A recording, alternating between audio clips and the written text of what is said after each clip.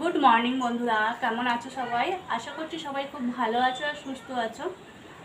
তো দেখো, আমি ওই আলুর তরকারি আর ঘুগনি একসঙ্গে মেশানো আছে, সেটা দিয়ে মুড়ি খাচ্ছি। আজকে হচ্ছে রবিবার, ঘুম থেকে দেরি করে ওঠা হয়েছে, ঘরে কোনো টিফিন বানানো হয়নি। ওই কচুরি আর তরকারি নিয়ে চলে এসেছিলো, তো তরকারিটা দারুণ হয়েছে। তো খানিকটা তরকারি একটু বেশি হয়েছিল, তো ওটা ফেলে দেবো। তো কচুরি খাওয়ার পরে আবার অল্প করে দুটো মুড়ি নিয়েছি, নিয়ে আর খাচ্ছি।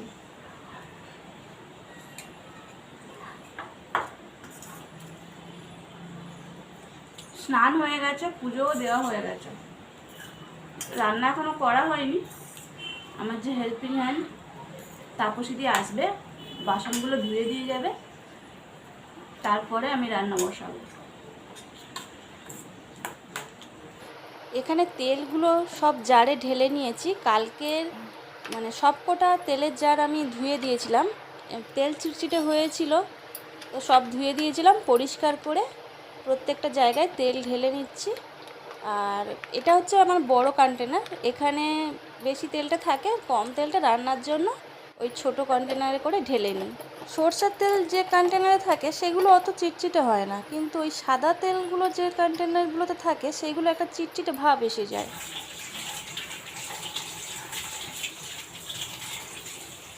তো বন্ধুরা, এই চিকেন ধুচ্ছি। তো আমার হাজব্যান্ড হচ্ছে এইগুলো করে, চিকেন টিকেন আনলে ধুয়ে দেয়। তো আজকে হচ্ছে হাজব্যান্ড বাড়িতে নেই, আমার বড় ভাসুরের শরীরটা খারাপ আছে, তো গ্রামের বাড়ি গেছে, আর এই কাজটা আমার করতে হচ্ছে। তো চলো ঝটপট করে চিকেনটা ধুয়ে নিই, তারপরে আবার কথা বলছি।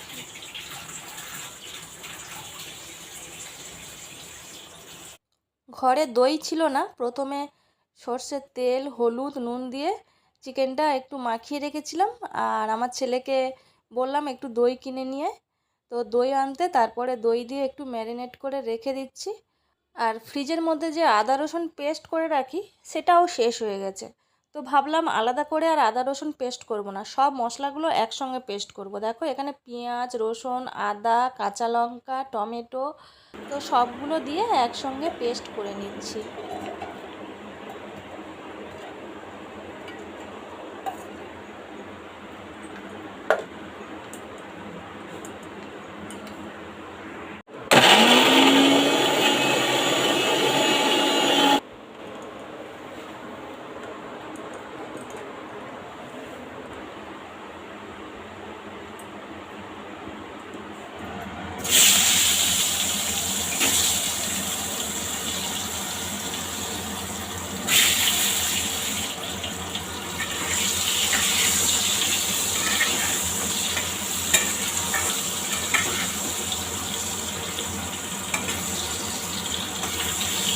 তো এদিকে আমি আলুটা ভেজে নিচ্ছি, আর এবার দেখি একদিকে ভাত বসিয়ে দেব।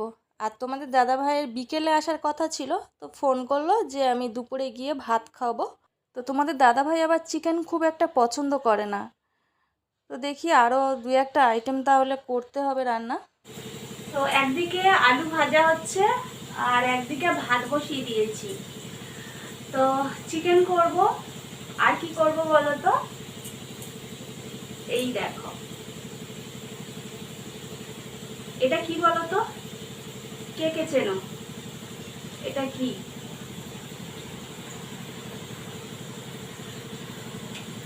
এটা হচ্ছে কলা গাছের মাঝের অংশটা থোড় বলা হয়, অনেকেই জানে, যারা যারা জানো না তাদের বলছি, এটা হচ্ছে থোড়।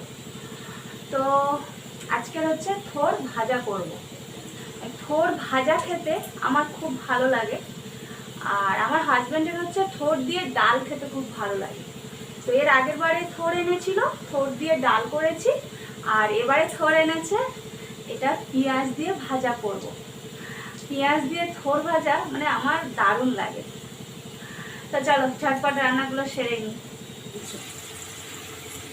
ওর জন্য আলুগুলো একদম লাল লাল করে ভেজেছি, লাল লাল করে আলু ভাজা খাবো, মাংসের আলু লাল লাল করে। ওটা রান্না করার সময় দেবো।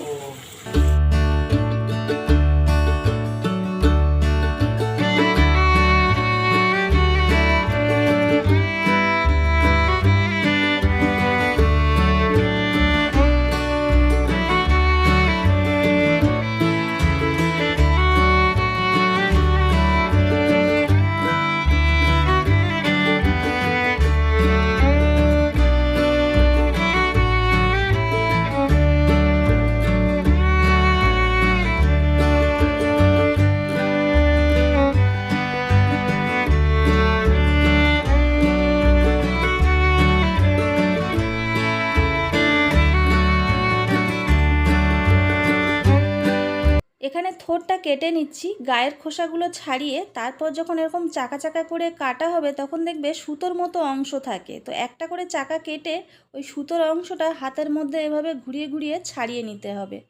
তো একবার করে এভাবে স্লাইস করে কাটতে হবে আর ওই সুতোর মতো অংশগুলো ছাড়িয়ে নিতে হবে।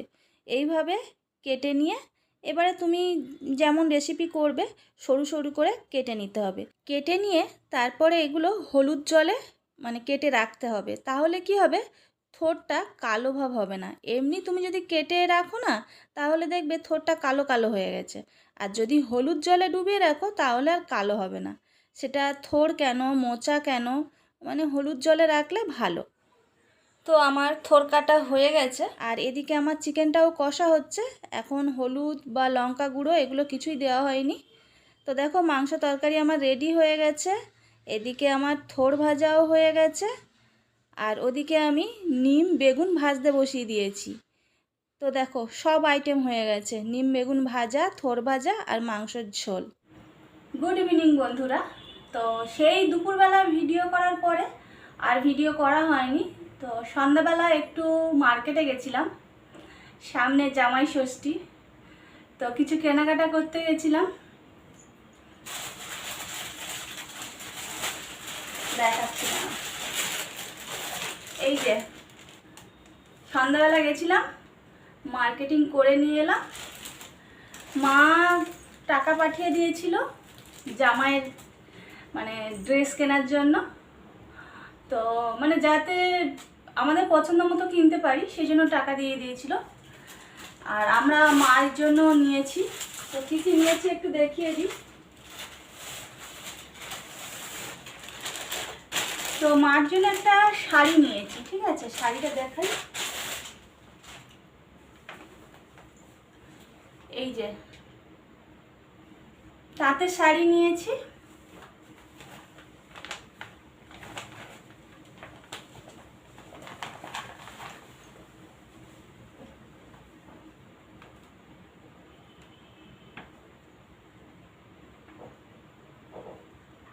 এই হচ্ছে শাড়ির ভিতরের পাটটা, মানে আঁচলের খানিকটা আগে আগে, আর এইটা হচ্ছে আঁচল,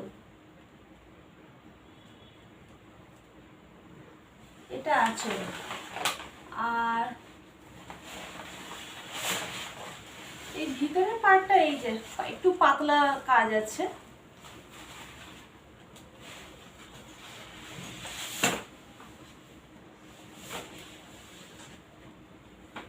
এই যে পাটটা আর এই হচ্ছে শাড়িটা, এটা মায়ের জন্য নিয়েছি। তো কেমন হয়েছে তোমরা জানিও, কালারটা বেশ ভালো লাগছে।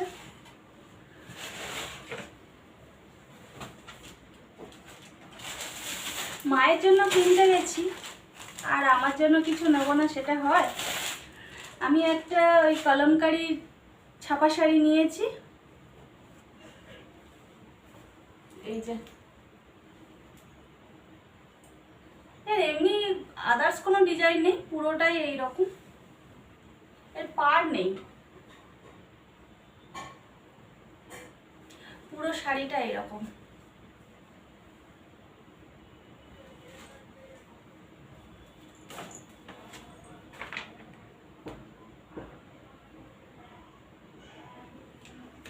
এটা আমার জন্য নিয়েছি।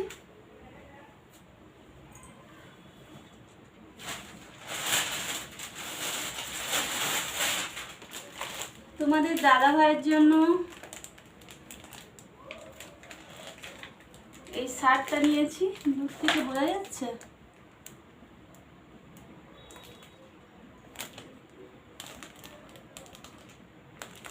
এই শার্টটা নিয়েছি, এটা চেঞ্জও হতে পারে, আজকে তো নিয়ে এসেছি, দেখি হয়তো রাখবো, বা যদি আমার ছেলেকে দেখাই সেরকম যদি পছন্দ না হয় তাহলে এটা চেঞ্জ করবো। আর প্যান্ট নিয়েছি একটা, প্যান্ট আর কি দেখাবো, এই যে প্যান্ট নিয়ে নিয়েছি। আর আর আমার বাবার জন্য বাবার গরমে গেঞ্জি নিয়ে নিলাম। গরমের সব থেকে বেস্ট সলিউশন, একটু ঢলা টাইপের গেঞ্জি নিয়ে নিয়েছি, ব্যাস এটা আরাম দেবে।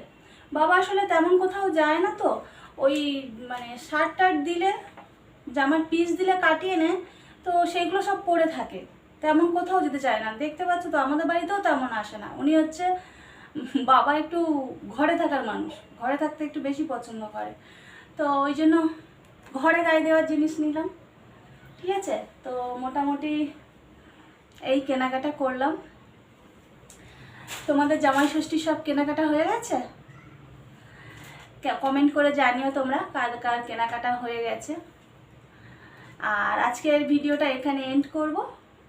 তোমাদের আজকের ভিডিওটা কেমন লাগলো অবশ্যই কমেন্ট করে জানিও। যদি ভালো লেগে থাকে তাহলে প্লিজ চ্যানেলটা সাবস্ক্রাইব করে দিও, লাইক করে দিও আর শেয়ার করে দিও। আজকে এই পর্যন্ত, সবাই খুব ভালো থেকো, টাটা।